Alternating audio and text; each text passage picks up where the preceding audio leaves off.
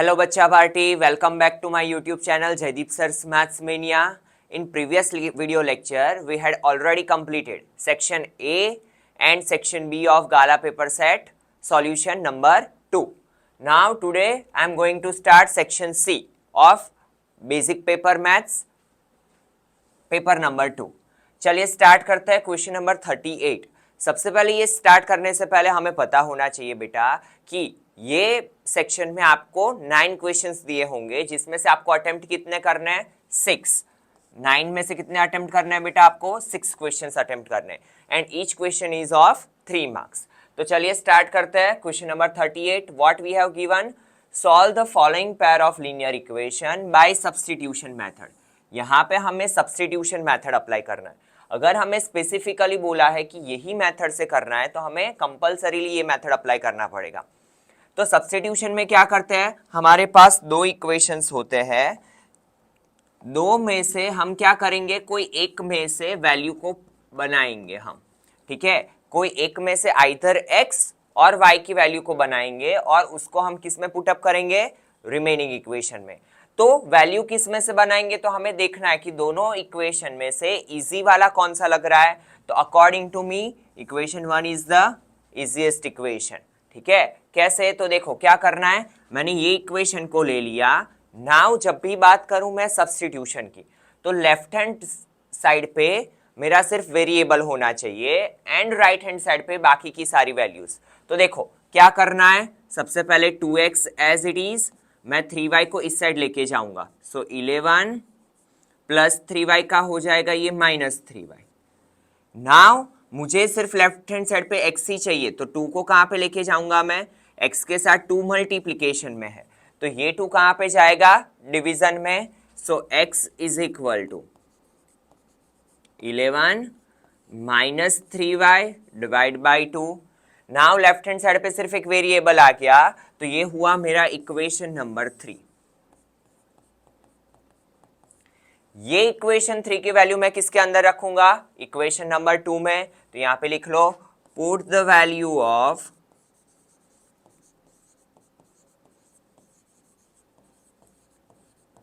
Equation number 3 in 2. Now क्या करना है, जहां पे भी मुझे x दिखे मुझे ये वाली वैल्यू पुटअप कर देनी है. ठीक है, तो चलिए स्टार्ट करते हैं. 2 instead of x what I have to put? 11 minus 3y divide by 2 minus 4y is equal to -24. Now अगर मैं यहां पे ऑब्जर्व करूं तो 2 मेरा कट हो जाएगा. क्लियर है? नाउ बचा क्या? तो 11 minus 3y minus 4y is equal to -24. Now minus minus plus -7y, digit one side, तो ये हो जाएगा -24, यहाँ पे ये हो जाएगा -11. ठीक है, so -7y minus minus plus, sign is of bigger digit, so -35. Minus minus cancel out, तो y is equal to 35 divide by 7. 7 5 35. तो x की वैल्यू अभी भी बाकी है, हमें क्या मिला? y की value. y is equal to क्या मिला बेटा? 5. तो यहां पे y पे से x कैसे मैं फाइंड करूंगा? तो अगर मैं इक्वेशन 3 में वैल्यू रख दूं तो मुझे क्या मिलेगा? Value of x. तो देखो क्या करना है मुझे, यहां पे लिखूंगा, put the value of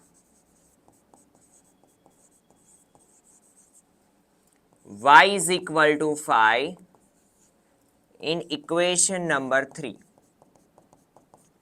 so x is equal to क्या हो जाएगा? 11 minus 3 instead of y 5 divide by 2. So it become x is equal to 11 minus 3 5 15 divide by 2. So x is equal to -4 divide by 2. 2 2 4. So x is equal to -2. So मेरे पास x की भी value आ गई, y की भी value आ गई. ठीक है, चलिए नेक्स्ट क्वेश्चन देखते हैं, क्वेश्चन नंबर 2. नाउ यहां पे भी हमें एक लीनियर इक्वेशन दिया है और सॉल्व किससे करना है, बाय यूजिंग एलिमिनेशन मेथड। और एलिमिनेशन मेथड ऑलरेडी हम सेक्शन ए में कर चुके हैं, तो बहुत ही सिंपल सा मेथड है, जहां पे हम क्या करते हैं, कोई एक वेरिएबल के कोएफिशिएंट को इक्वल करेंगे। तो देखो यहाँ पे x के वेरिएबल को, x वेरिएबल के कोएफिशिएंट को इजीली हम इक्वल कर सकते हैं, क्योंकि यहाँ पे x के आगे कुछ भी नहीं है। तो अगर मैं इक्वेशन 1 को 2 से मल्टीप्लाई करूं तो हम इजीली क्या कर सकते हैं बेटा, एलिमिनेशन कर सकते हैं। तो यहाँ पे मैं लिखूंगा बाय मल्टीप्लाइंग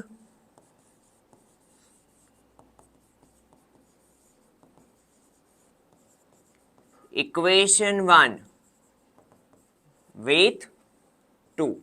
अगर मैं 2 से मल्टीप्लाई करता हूं तो पूरे इक्वेशन को मल्टीप्लाई करना है मुझे। काफी बार क्या करते हैं स्टूडेंट, जल्दी जल्दी में लेफ्ट हैंड साइड पे मल्टीप्लिकेशन कर देते हैं बट राइट हैंड साइड को एज इट इज रखते हैं। तो इसीलिए आप क्या कर सकते हो, ऐसे एरो बना दो पहले, तो आपसे ये मिस्टेक ना हो। 2 इंटू एक्स 2x, 2 5 जा 10y, 2 11 जा 22। नाउ ये वाला इक्वेशन हमारा बन गया, गिव रिजल्ट नंबर 3। नाउ ये दोनों का एलिमिनेशन कर लेते हैं हम, बहुत ही इजी चीज है। चलिए देखिए, तो 2x plus 10y is equal to 22 and second equation क्या है मेरा, 2x minus 3y is equal to 9। Whenever both the sign are same, तो हमें क्या करना पड़ेगा, साइन चेंज करना पड़ेगा। तो यहाँ पे माइनस, यहाँ पे प्लस, यहाँ पे minus. Now plus 2x minus 2x cancel, plus and plus, क्योंकि 3y का साइन कौन सा कंसीडर होगा, ये वाला। तो 10 plus 3 13y, 22 minus 9 that is also 13, sign is of bigger digit. Now y is equal to 13, divide by 13, 13 ones are 13, so y is equal to 1। ये y की वैल्यू मैं कोई भी इक्वेशन में रख सकता हूं, ठीक है। तो यहां पे मैं लिख लेता हूं, put y is equal to 1 in equation number 1। So x as it is 5, y की जगह पे 1 is equal to 11। So x is equal to 11 minus 5। So x is equal to क्या मिला मुझे, 6। So I got both the values x as well as y। और last में आप ऐसे कोऑर्डिनेट फॉर्म में भी लिख सकते हैं कि xy is equal to 6 and 1। Clear है? तो चलिए नेक्स्ट क्वेश्चन देखते हैं। See, question number 40, it is from AP. If the sum of the first 14 terms of an AP is 1050, जो डेटा दिया है सबसे पहले वो लिखेंगे हम। सम ऑफ 14 टर्म्स, सम की बात हो तो हम S14 करके लिखेंगे। क्या दिया है हमें, 1050। And it's first term, first term क्या बोला है, 10। हमें पता है फर्स्ट टर्म को कैसे लिखते हैं, a is equal to 10। Find the 20th term, what we have to find, a20। Now मुझे पता है कि अगर 20th टर्म फाइंड करना है तो a20 को मैं लिख सकता हूं a प्लस 19d। अगर मेरे पास d आ जाए तो I can easily find the value of a20। d कैसे फाइंड करूंगा, तो उसके लिए मुझे एक रिलेट करता हुआ वैल्यू दिया हुआ है, दैट इज S14। तो मेरे पास Sn का फॉर्मूला है। क्या है Sn का formula, Sn is equal to n/2 2a plus n-1 into d. क्यों मैंने ये फॉर्मूला अप्लाई किया, क्योंकि मुझे सम दिया हुआ है, ठीक है। नाउ ये होता है हमारा n, तो s n की जगह पे क्या करूंगा मैं, 14 रखूंगा। अगेन n की जगह पे 14 divide by 2 instead of a I have to put 10, instead of n 14 minus 1, d तो मेरे पास है नहीं, ठीक है। चलिए S14 क्या दिया हुआ है मुझे, 1050 एज इट इज रख लो। 2 7 जा 14, ये हुआ 7। नाउ 10 2 जा 20 प्लस 13d। नाउ 1050, ये 7 सबसे पहले आएगा डिवीजन में, मेन पार्ट है सिंप्लीफिकेशन, तो अच्छे से ध्यान देना, प्लस 13d। ठीक है, चलिए 7 1 जा 7, 3 इज रिमेनिंग, 7 5 जा 35 और ये 0, तो ये हुआ 150, 20 साइड आएगा minus, is equal to 13d। तो 150 minus 20 that is 130 is equal to 13d। So d is equal to क्या हो जाएगा बेटा, 130 अपॉन 13, 13 10 जा 130, सो d इज इक्वल टू क्या हो जाएगा 10। Now I have d, I can easily find 820। 820 कैसे फाइंड करेंगे, तो वैल्यू पुटअप कर लेते हैं हम। 820 is equal to a plus 19d, where a क्या है मेरा 10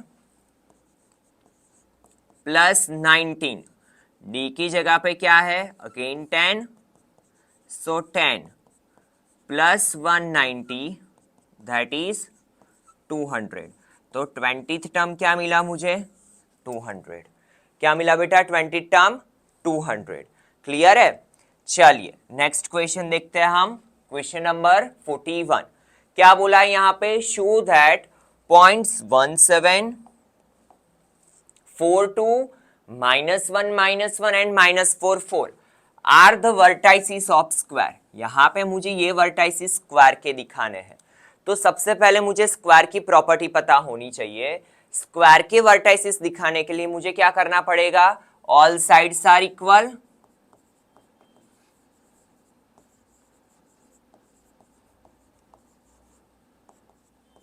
and diagonals are also equal. ठीक है, तो ये दो चीजें मेरे माइंड में होनी चाहिए। और जब भी बात आए कोई भी क्वाड्रिलेटरल की, तो आपको बिना सोचे समझे क्या क्या फाइंड कर लेना है, A B, B C, C D, A D, A C and B D by using distance formula. ठीक है, अगर आपने इतना कर लिया तो भी आपको 2 मार्क्स तो मिल ही जाएंगे।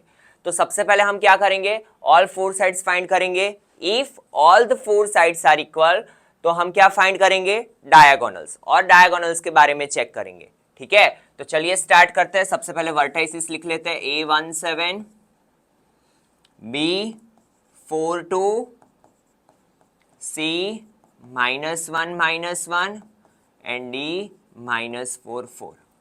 तो सबसे पहले अगर मैं वर्टाइसिस की बात करूं, तो मैं यहाँ पे फाइंड करूंगा साइड ए बी। ठीक है, तो चलिए ए बी के लिए मेरे पास फॉर्मूला है distance formula, x1 minus x2, ये हुआ x1 y1, ये हुआ x2 y2। तो x1 माइनस x2 का whole square plus y1 minus y2 का होल स्क्वायर। ठीक है, नाउ प्लस माइनस माइनस, तो ये हुआ -3 का स्क्वायर प्लस 7 - 2 5 का स्क्वायर। ठीक है, चलिए -3 का स्क्वायर दैट इज 9, 5 का स्क्वायर दैट इज 25, तो ये हो गया √34, गिव रिजल्ट नंबर 1। ठीक है, now second we have to find side BC। तो देखो अगेन BC के लिए क्या करना पड़ेगा, x2 माइनस x3 का whole square, y2 minus y3 का होल स्क्वायर। ठीक है, तो देखो x2 क्या है मेरा 4 माइनस -1 का होल स्क्वायर प्लस 2 माइनस -1 का होल स्क्वायर। ठीक है, चलिए यहां पे भी क्या हो गया बेटा, ये 4 माइनस माइनस प्लस 1, तो 4 + 1 5 का square, again 2 minus minus plus, तो 2 + 1 3 का square, so it is 25 + 9, again it is √34, give result number 2। ठीक है, चलिए now we will find CD। तो CD इज इक्वल टू क्या होगा, x3 माइनस x4। ठीक है, तो -1 माइनस -4 का होल स्क्वायर प्लस -1 -4 का होल स्क्वायर। ठीक है,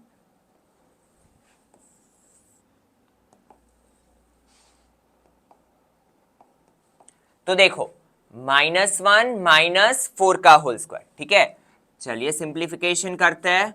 तो ये हो गया -1, नाउ माइनस माइनस प्लस, तो -1 +4 का होल स्क्वायर प्लस यहां पे क्या होगा बेटा, minus minus plus, so it become -5 का whole square. So here it is plus minus minus 4 minus 1 3 का होल स्क्वायर minus 5 का square. Once again it will become 5 का स्क्वायर 25, 3 का square 9. So 9 plus 25 that is 34. Give result number 3. Now क्या find करना है हमें, AD.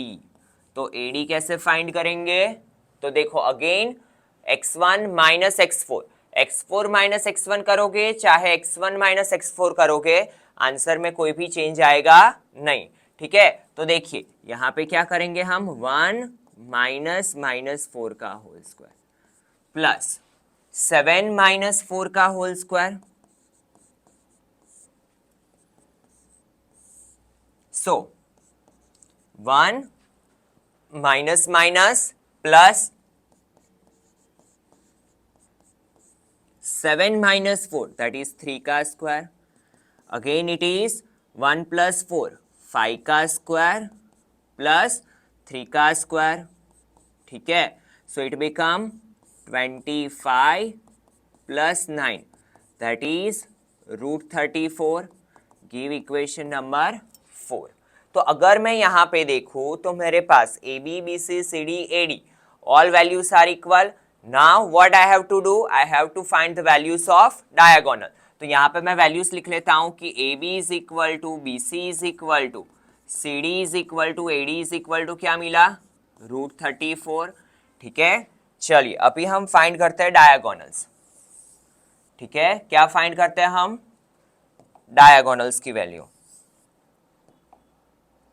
तो देखिए डायगोनल्स के लिए क्या करना पड़ेगा मुझे,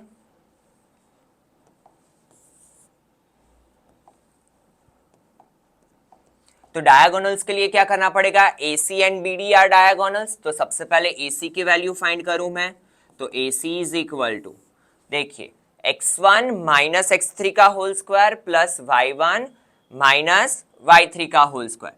सो इट बिकम 1 माइनस -1 का होल स्क्वायर प्लस 7 माइनस -1 का होल स्क्वायर. ठीक है, चलिए तो 1 प्लस 1 का whole square. Now minus minus plus, तो 7 प्लस 1 दैट इज 8. तो देखिए 1 प्लस 1 2 का होल स्क्वायर 4, 8 का स्क्वायर 64. सो ये हो गया 68. नाउ वी नो दैट कि 68 को मैं क्या लिख सकता हूं, 17 4 जा, और 4 का स्क्वायर रूट क्या होता है 2, तो इसे हम लिखेंगे 2√17. Give result number 5. Now last that is BD. तो डायगोनल BD फाइंड करेंगे हम. BD is equal to square root के अंदर देखिए 4 माइनस माइनस प्लस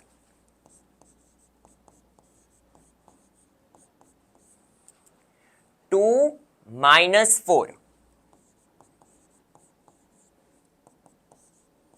तो देखो 4 प्लस 4 दैट इज 8,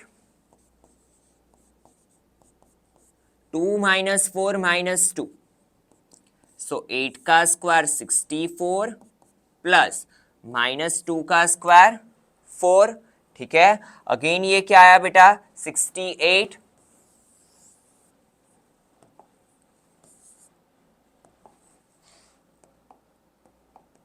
तो देखिए यहां पे लिखेंगे कि BD इज इक्वल टू √68.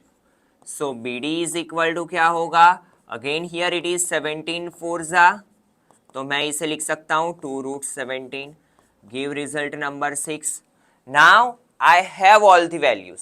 ठीक है, तो मैंने देखा कि all sides are equal and diagonals are also equal. तो अगर साइड्स एंड डायगोनल्स इक्वल हो तो what I can say, it is the vertices of square. तो यहां पे लिखेंगे from result 1 to 6 we can say that given vertices are of square। ठीक है, ये क्वेश्चन थोड़ा लेंथी है बट है बहुत इजी। क्लियर है? तो क्या करना है, all four sides you have to find, diagonals you have to find, and if all the values are equal then we can say that it is the vertices of square. तो चलिए next question देखते हैं। Now what we have given, find the ratio in which the y-axis divide the line segment। एक line segment है जिसे कौन divide कर रहा है, वाई एक्सिस। ठीक है, हमें पता है कि वर्टिकल लाइन जो होती है that is Y axis. Clear है? नाउ लाइन सेगमेंट के वर्टाइसिस क्या दिए हैं हमें, 5 - 6 - 1 4।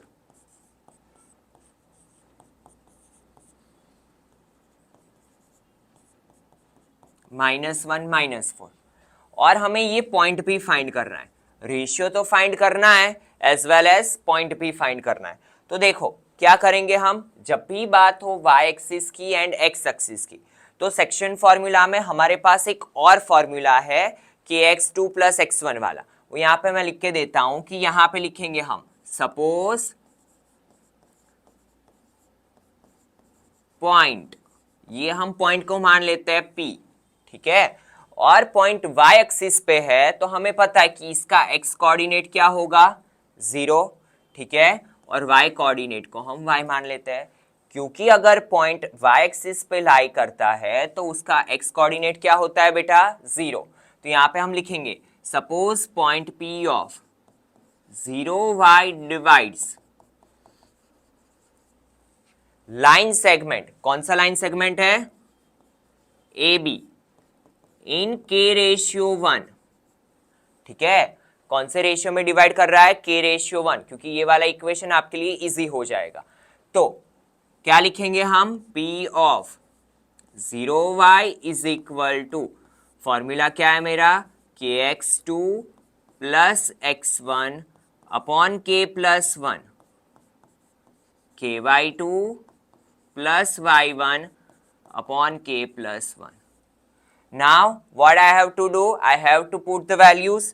तो देखो नाउ सिर्फ वैल्यू पुट अप करनी है। तो देखो P of 0y is equal to k as it is, हमें पता है ये होता है x1 y1, ये होता है x2 y2।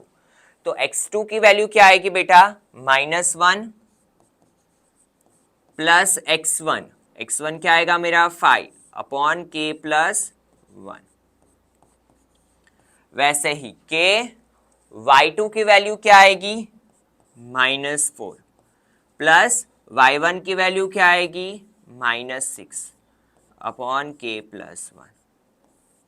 ठीक है, चलिए वैल्यूज रखते हैं, सिंप्लीफिकेशन करते हैं 0y। Now I know that plus minus minus 1 के साथ कोई भी डिजिट या वेरिएबल का मल्टीप्लीकेशन एज इट इज, तो -k + 5 अपॉन k+1। यहां पे हो जाएगा -4k -6 अपॉन k+1। नाउ हमें पता होना चाहिए कि अगर दोनों साइड कोऑर्डिनेट्स है और इन बिटवीन इक्वल टू है तो हम क्या कर सकते हैं, x कोऑर्डिनेट की x के साथ कंपैरिजन, y की y के साथ कंपैरिजन। ठीक है, तो सबसे पहले क्या करूंगा, जो 0 है उसके साथ मैं x की कंपैरिजन कर लेता हूं। तो ये हो जाएगा 0 is equal to -k + 5 upon k+1, और यहाँ पे हो जाएगा कॉमा करके y is equal to -4k -6 upon k+1। ठीक है, तो चलिए हमें पता है कि ये जाएगा डिवीजन में से मल्टीप्लिकेशन में, तो 0 के साथ कुछ भी मल्टीप्लिकेशन में हो ये क्या हो जाता है, 0। ठीक है, तो ये पूरा टर्म 0 हो जाएगा। Now here it become -k + 1 minus के को मैं इस साइड ले लू, सो इट बिकम के इज इक्वल टू 1। तो यहां से मुझे रेशियो तो मिल गया, कौन सा रेशियो मिला, के की वैल्यू मिली 1, तो ये कौन से रेशियो में डिवाइड करेगा बेटा, 1:1। ठीक है, नाउ कोऑर्डिनेट्स फाइंड करना है, तो मैं यहां पे अगर के की वैल्यू रख दू, के की जगह पे क्या रख दू 1, तो मुझे y के कोऑर्डिनेट्स भी मिल जाएंगे।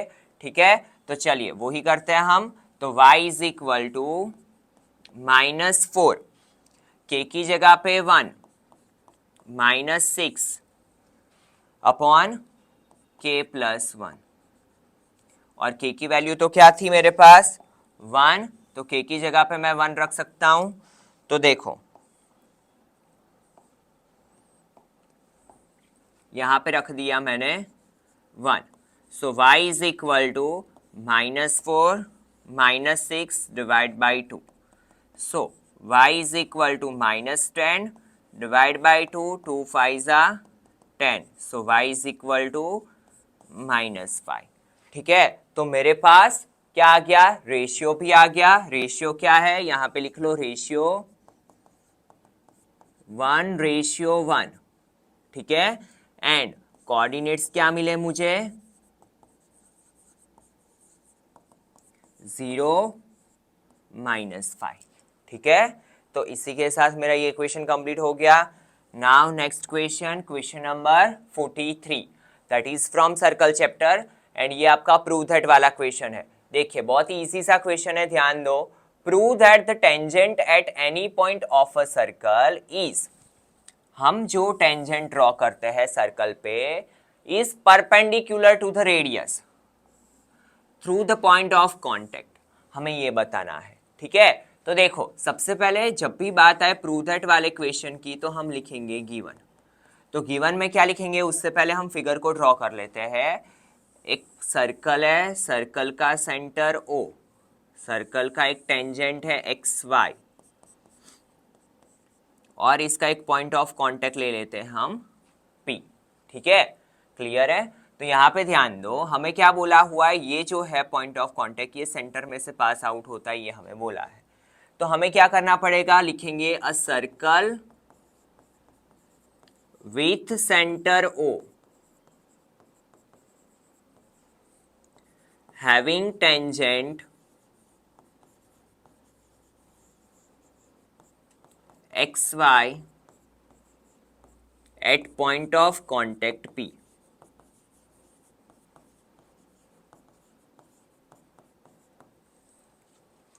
ठीक है, prove that the tangent at any point of a circle is perpendicular to the radius. Now अगर मैं बात करूं टू प्रूव की, तो मुझे दिखाना क्या है, OP is perpendicular to XY,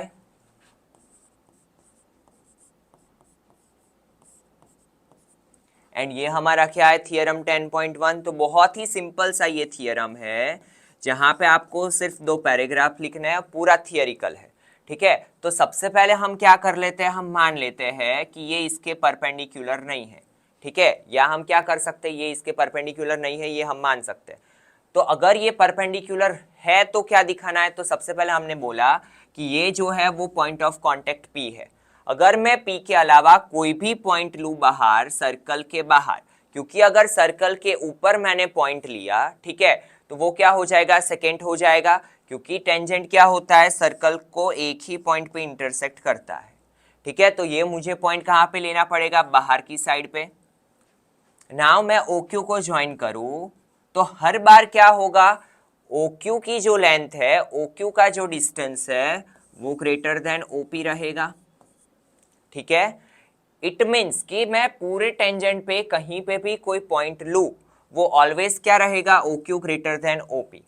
तो हर बार OP क्या होगा मेरा, OP is the shortest distance,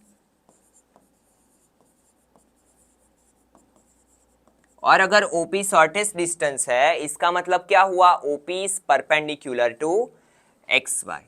क्या बोल सकते हैं हम, OP is perpendicular to XY। और यहाँ पे प्रूफ में आपको जो टेक्स्ट बुक में दिया है थियरम 10.1, वही सेम चीज लिखनी है, इसलिए मैंने यहाँ पे लिख के नहीं दिया है आपको। ठीक है, फिर भी if you have any confusion then you can put a comment also. चलिए नेक्स्ट क्वेश्चन देखते हैं। Question number 44, two concentric circle. सबसे पहले हमें ये वर्ड का मीनिंग पता होना चाहिए कि कॉन्सेंट्रिक सर्कल क्या होता है। तो अगर कोई दो सर्कल के सेम सेंटर हो बट रेडियस क्या हो अलग अलग, तो यहाँ पे देखो टू कॉन्सेंट्रिक सर्कल मतलब मुझे ये पता है कि दो सर्कल है विथ सेम सेंटर, ठीक है। Are of radius 5 centimetre and 3 centimetre. एक सर्कल की रेडियस है 5, दूसरे सर्कल की रेडियस क्या है 3 centimetre. Find the length of chord of the larger circle. मुझे क्या करना है, लेंथ ऑफ कॉर्ड फाइंड करनी है। कौन से सर्कल की, लार्जर सर्कल की। बट एक और कंडीशन दी है कि विच टचेस द स्मॉलर सर्कल। वो कहां पे टच कर रही है, स्मॉलर सर्कल को। तो अगर मैं यहां से कॉर्ड पास आउट करूं, ये कॉर्ड हुई लार्जर सर्कल की। हमें पता है कि कॉर्ड क्या होता है, line segment which is joining two the end point of a circle, ठीक है। नाउ अगर ये स्मॉलर सर्कल को P पे इंटरसेक्ट कर रही है, ये हम मान लेते हैं, तो ये जो लार्जर सर्कल की टेंजेंट है या ये जो कॉर्ड है वो स्मॉलर सर्कल के लिए क्या हुआ बेटा, टेंजेंट, ठीक है। एंड वी नो दैट कि टेंजेंट जो होता है वो सर्कल की रेडियस के साथ कौन सा एंगल बनाता है, 90 डिग्री, ठीक है।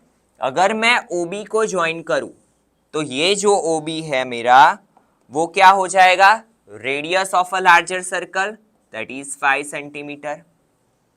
ये जो OP है वो क्या हो जाएगी मेरी, radius of a smaller circle that is 3 centimetre. मुझे क्या फाइंड करना है, लेंथ ऑफ AB। सबसे पहले मैं यहां पे लिख लेता हूं AB we have to find. अगर मेरे पास PB आ जाए तो नाइन्थ में हमने ये चीज देखी थी कि सेंटर में से अगर कोई परपेंडिकुलर पास आउट होता है तो ये कॉर्ड को बाइसेक्ट करता है, मतलब जितना PB होगा उतना ही मेरा क्या होगा, AP। तो AB मुझे कैसे मिल सकता है, AB is equal to 2 into PB करके। और मुझे PB कैसे मिल सकता है, तो जब भी बात हो राइट एंगल ट्राइंगल की तो हमारे पास एक ही चीज है दैट इज पाइथागोरस थ्योरम। तो मुझे क्या अप्लाई करना है यहाँ पे, सिर्फ पाइथागोरस थ्योरम। नाउ थोड़ा हम इसे डिस्क्रिप्शन में कैसे लिखेंगे वो देखो, तो यहाँ पे लिखेंगे a circle, two concentric circle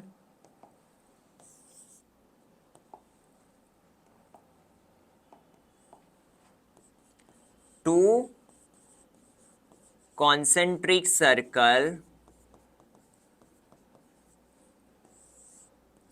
ये सिंबल रिप्रेजेंट करता है circle with centre O 3 centimetre and O 5 centimetre is given. फिर यहां पे लिखेंगे AB is a length of chord which touches smaller circle at point of contact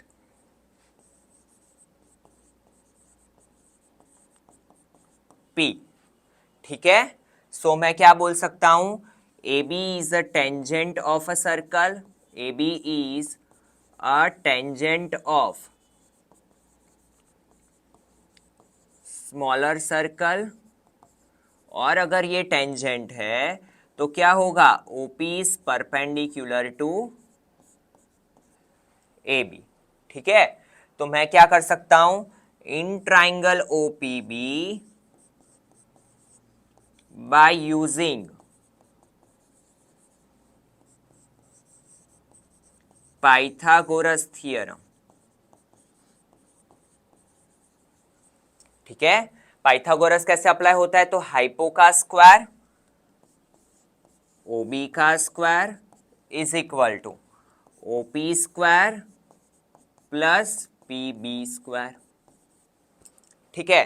चलिए value put up करते हैं, OB 5 का स्क्वायर, OP 3 का square plus PB square, we have to find.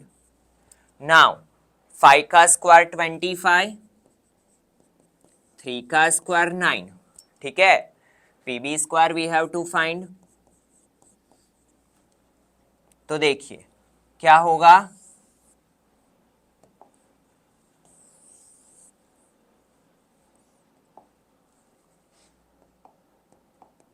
तो देखिए ये 9 इस साइड आएगा, so 16 is equal to PB square. So PB is equal to क्या होगा 4, और PB मिल जाने के बाद तो हमें पता है कि AB is equal to 2 multiply PB।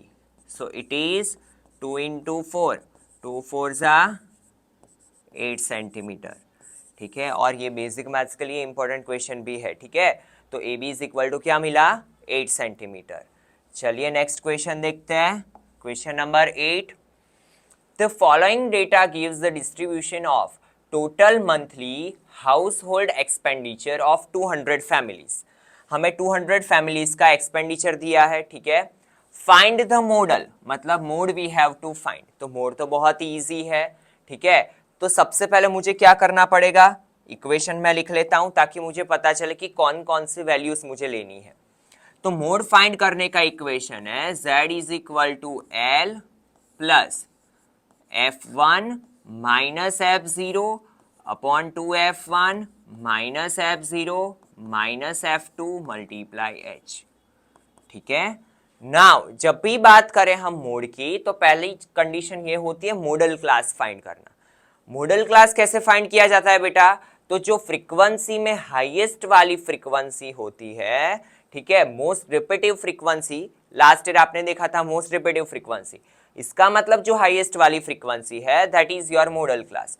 और यहां पे हाईएस्ट फ्रीक्वेंसी कौन सी है 40, तो इसे मैं लिख लूंगा मॉडल क्लास।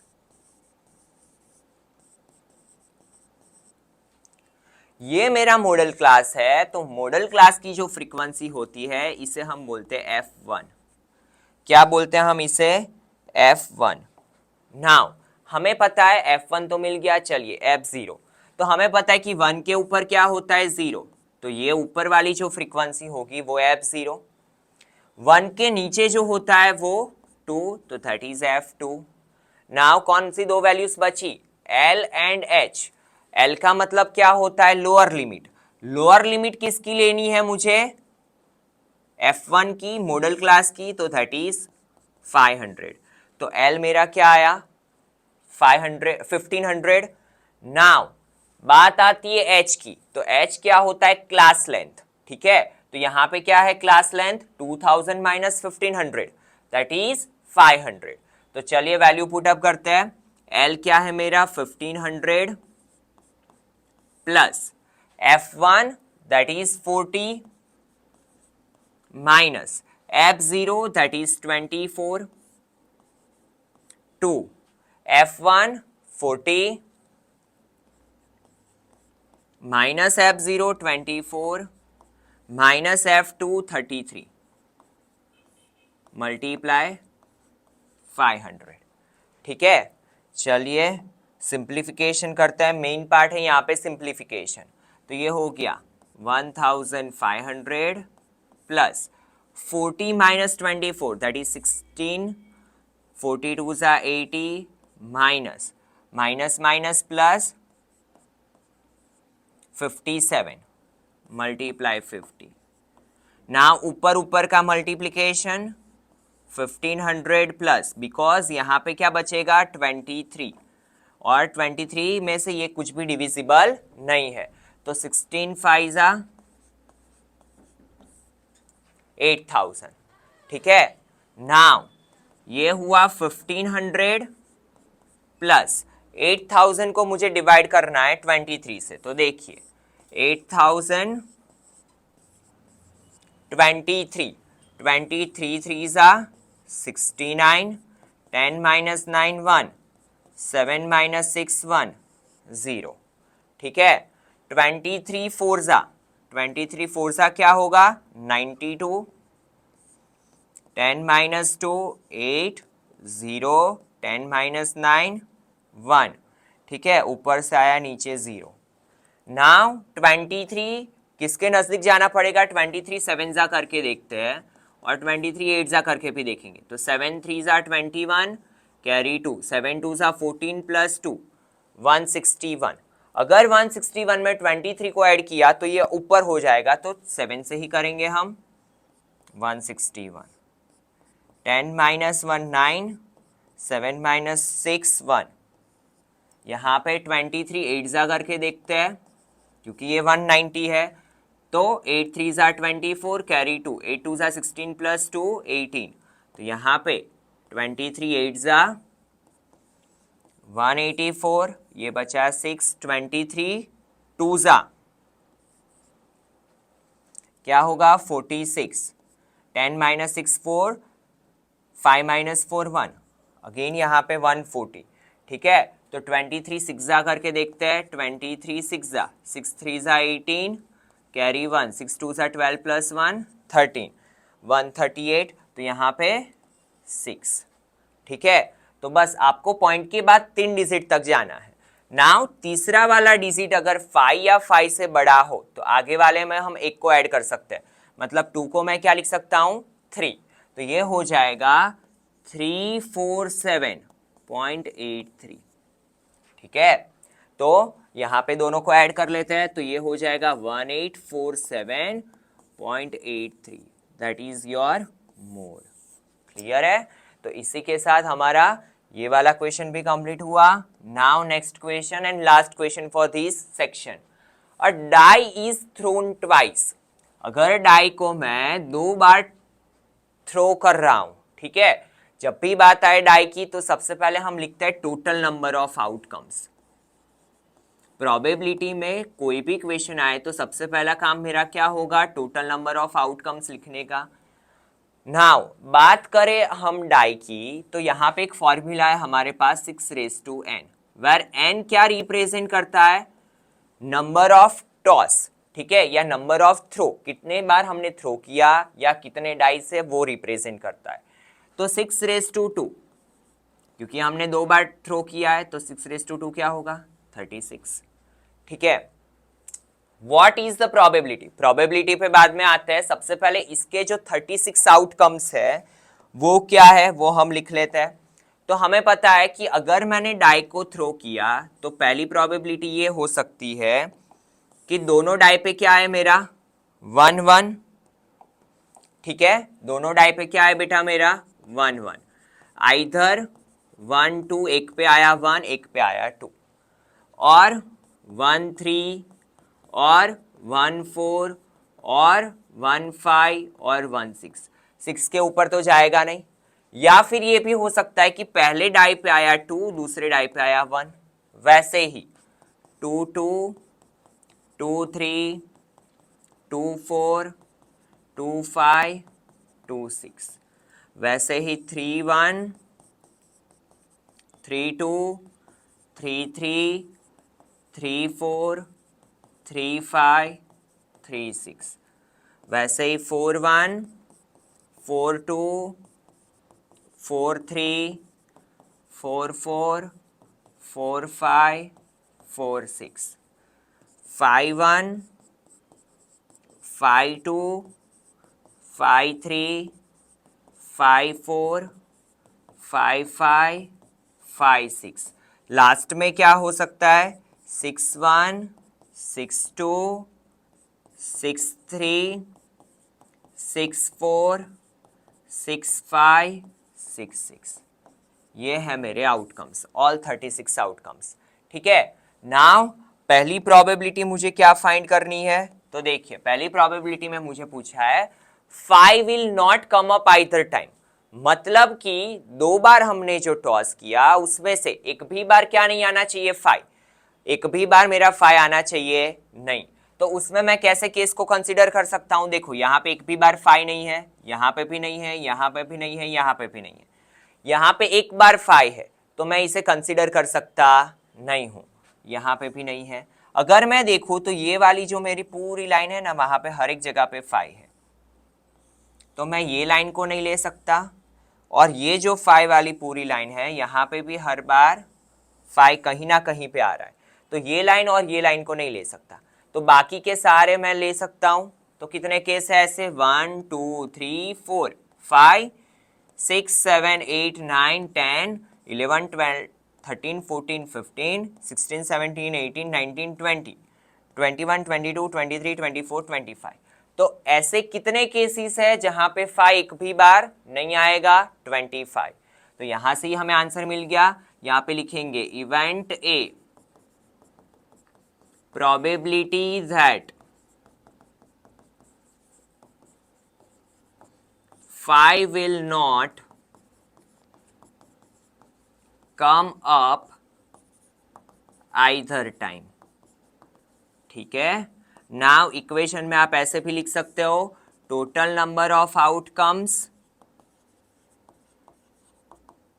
और ऊपर लिखते हैं हम नंबर ऑफ फेवरेबल आउटकम्स। ठीक है, now total number of outcomes क्या है मेरे? 36।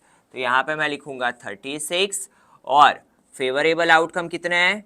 25, क्योंकि 25 ऐसे केसेस है जहां पे मेरा एक भी बार 5 नहीं आ रहा है। Now second probability 5 will come up at least 1। यहां पे ध्यान देना, एटलीस्ट वर्ड का मतलब क्या होता है? जो नंबर दिया है वो और उससे ज्यादा, मतलब 1 और मोर देन 1 5 आएगा, वो वाले केस लेने हैं। तो देखो यहां पे हर एक जगह पे 5 1 टाइम आ रहा है, यहां पे 2 बार आ रहा है 5, तो इसे भी हम ले सकते हैं बिकॉज एटलीस्ट 1 बोला है। ठीक है, तो इवेंट बी में क्या लिखेंगे हम? probability that